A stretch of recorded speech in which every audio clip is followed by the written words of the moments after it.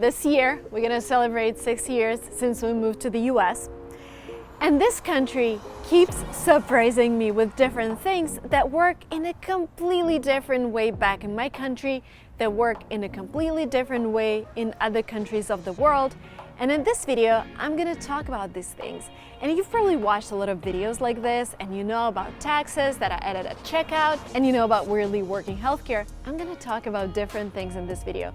Things that I was surprised with, not in the first week when I came here, but after 6 years of living here. So if you're interested, continue watching this video up to the very end. Let's do it. The first thing that you need to remember is that there are a lot of unwritten rules in the US.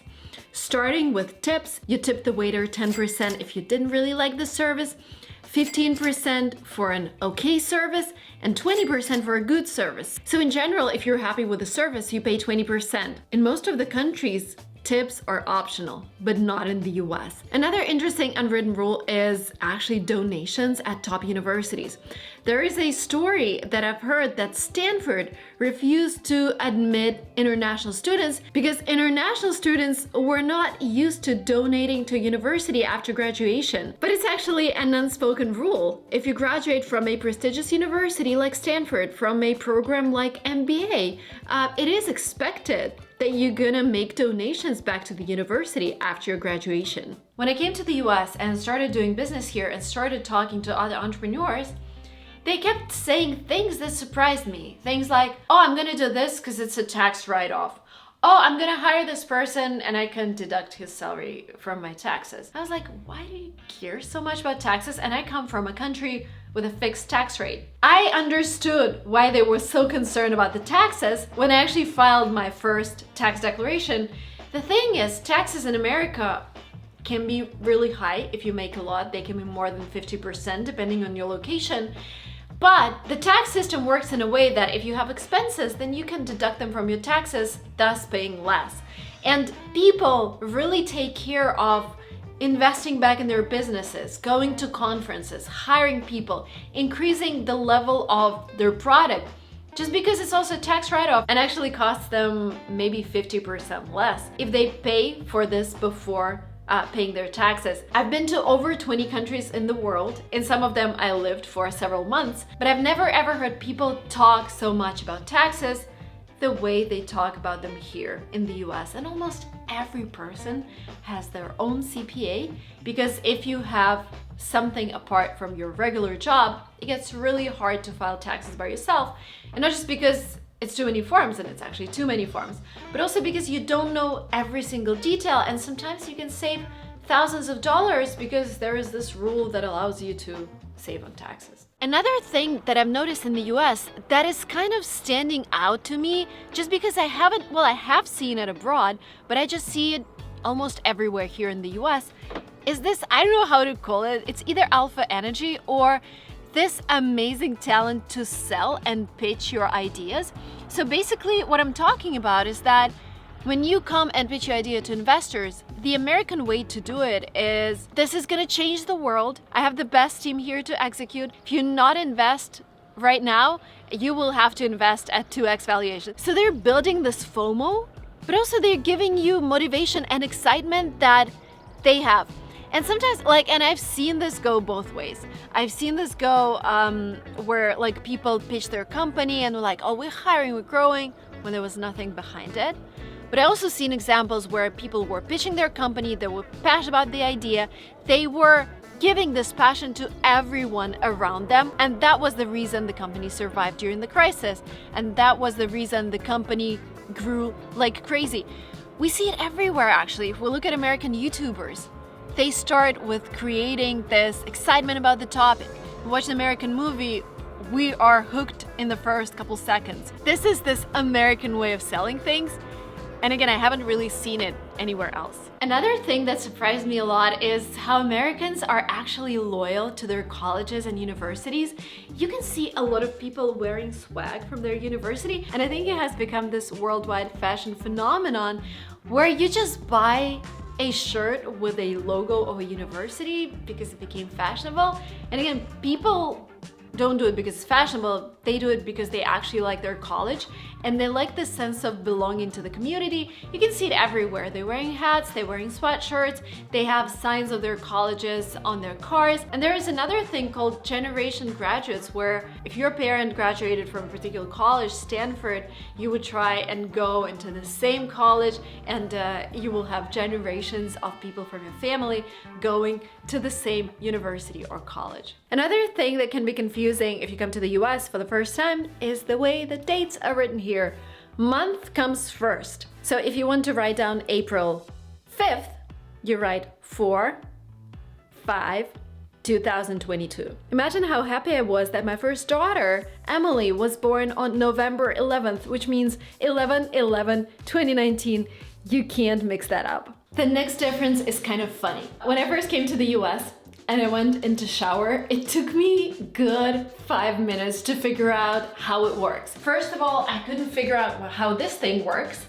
And then the second, I actually replaced all the showers in our house, but they were all rain showers. So a rain shower is something you can't detach from the wall. And again, I'm kind of fine using the rain shower when I wash my head, but when I don't want to make my hair wet, I was just used to taking a shower into my hand and washing myself and using it like this. And also it's very convenient if you have a kid or you want to wash a bath. It's really convenient to have an actual shower like this one. But in the US, especially in older homes, all you can find are rain showers. California is a state that is full of rich people, but there aren't too many good places. At least what's happening here in Silicon Valley, if you want to attend a good doctor, they will probably tell you that he's not taking new patients. The only way I was able to get my kids to see a good doctor here in Silicon Valley is because my friend is visiting that doctor and she texted the doctor and asked to take us in, and we still had to wait 2 months prior to the first appointment. Same with the daycare, you need to be in line. I'm not even talking about good restaurants on a Friday night. If I'm in San Francisco or in Palo Alto and I want to go to a good restaurant on a Friday night without a reservation, I don't do that anymore. Like when I first came here, I was like, oh, let's just go and see, maybe they have a table. Never. The best restaurants in San Francisco, for example, where you have to be in line for 2 months, and this doesn't guarantee that you will get a table. If you want to buy a car, like, I'm talking about the fanciest cars, but if you want to get a G-Wagon from Mercedes, I think the markup was like $150,000.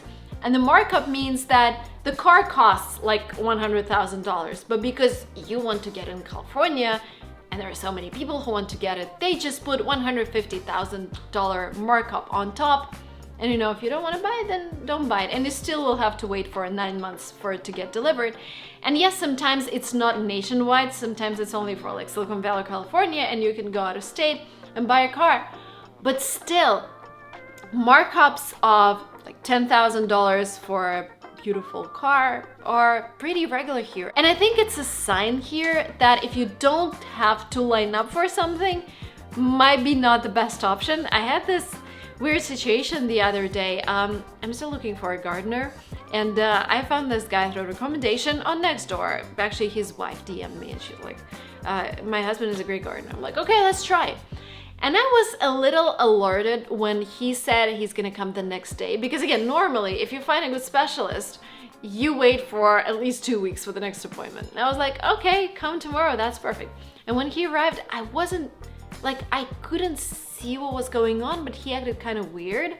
So he started doing his job, but then in 10 minutes he was in his car, and I came up to him to ask what's going on, and I saw him drinking. So he actually came drunk to the job, and I was like, okay, sorry, but you will have to leave. But anyways, like, this rule is actually working. Like, if you don't wait for something, probably it's not that good, and you know, be cautious. I don't know, but people make a line for everything good here, and you have to wait for a lot of things. Another surprising thing in the US is how mailboxes work. Now, we've seen those mailboxes in different movies, but when I came to the US, I was surprised that I can actually leave a package or a letter that I want to send in my mailbox, put this red sign up, and when the postman would come, he would see that this sign is up, he will open my mailbox, take the packages or letters that I want to send. And here we go. In Russia, in order to send a letter or a package, you would need to go to the post office. This is super convenient. Another interesting thing in the US is that when you receive packages from Amazon or other deliveries from DHL or FedEx, when they come, they just put the package at your front door. In a country where I come from, delivery guys would call you and ask, hey, are you at home? We're just about to deliver this package. And if you're not home, you will have to reschedule. This is super convenient when everything is at your front door, but on the other hand, the system has its own disadvantages. There is even this term for people who are stealing other people's packages. They're called porch pirates. They are very common, at least in the area where I live. I'm in next door, and I hear people complaining about stolen packages all the time. On the other hand, I had a situation a couple weeks ago when a delivery company sent the package to my old address, and the building lost it there. And I called the company and I said, I came to the building, but they can't find the packages. What should I do? And they're like, oh, we're gonna send them to you once again.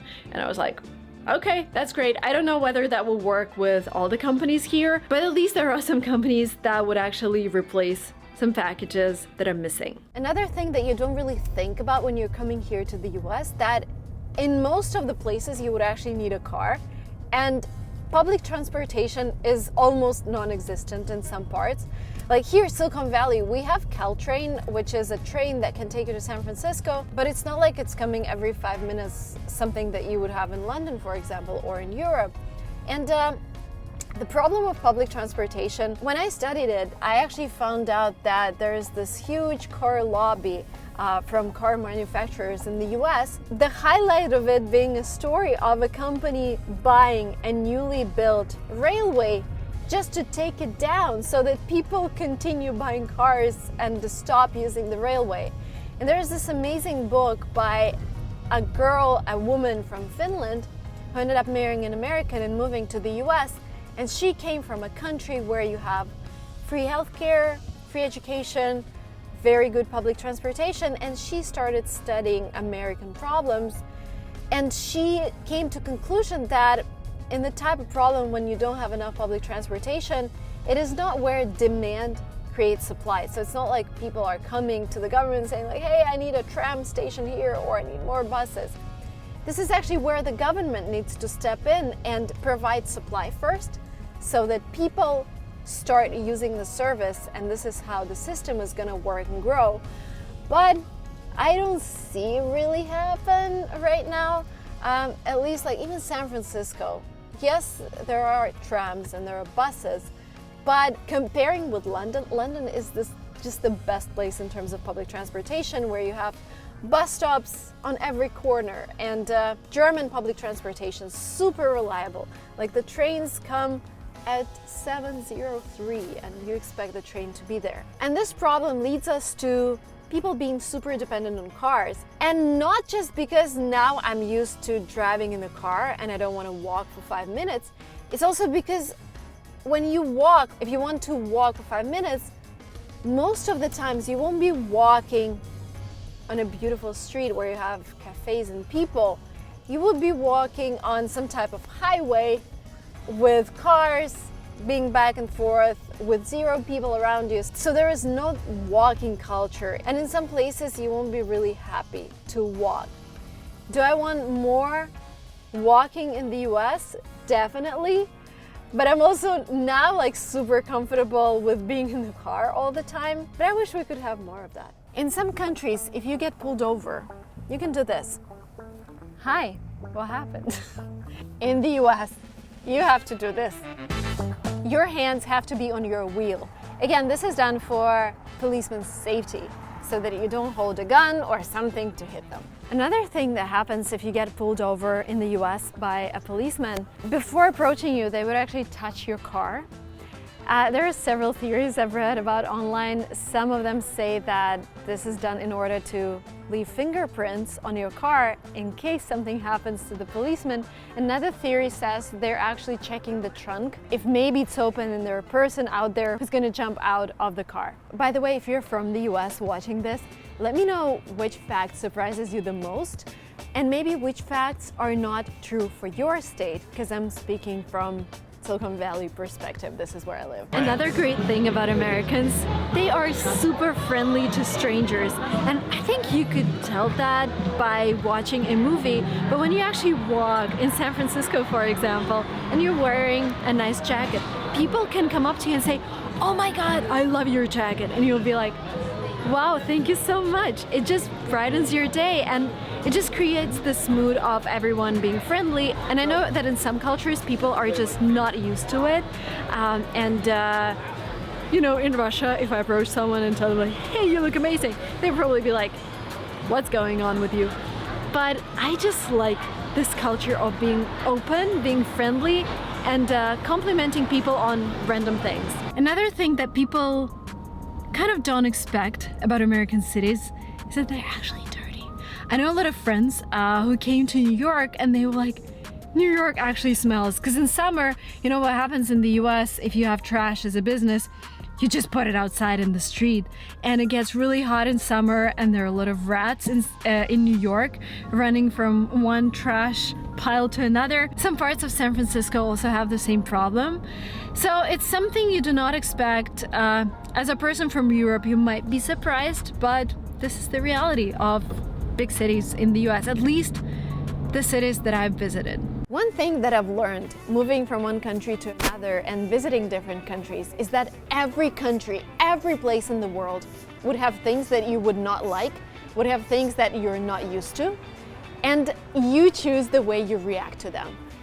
You can start making hate videos about a particular country saying, "You need to make sure this is different. You need to make sure this is fixed. I don't like this." But you can also realize that you own this game, you own your life, and you can go to a different location. You can choose another job if you don't like something. You can basically choose the set of rules that you want to play by. And once you understand that, this understanding gave me so much freedom. I'm like, if I don't want to have a corporate job, you know, I can be a YouTuber and nobody can tell me not to. Once you have this attitude to everything that's happening around you, your life will become a lot easier. I hope you liked this video, and if you did, hit like button. If you did not, don't bother hitting the dislike because we can no longer see them here on YouTube. But anyway, subscribe to this channel and I'll see you very soon in my next videos. Bye bye.